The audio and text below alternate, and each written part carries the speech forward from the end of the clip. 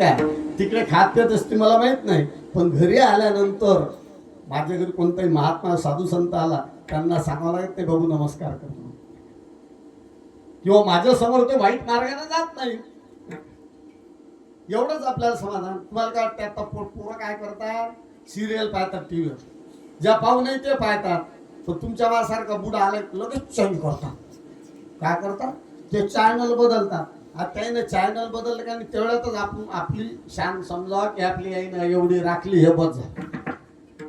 आता पोरत पुड्या पाड्या खातात, आपल्या चोरून खाते ना, खाऊ द्या ना, त्याला हाती काय पाहता,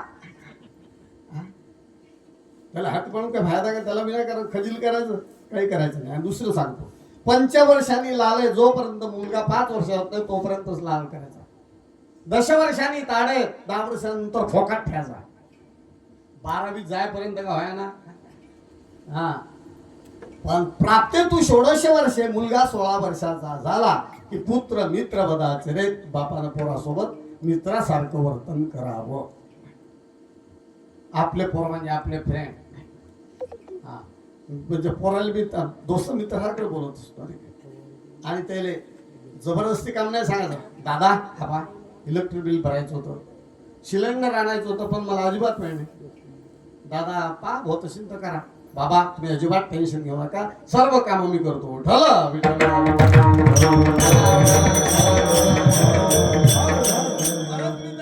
म्हटलं तर बिघडलं का? मोठेपणा देऊन काम करा ना त्याचं जोडून. काय तुमची दादागिरी काय चालू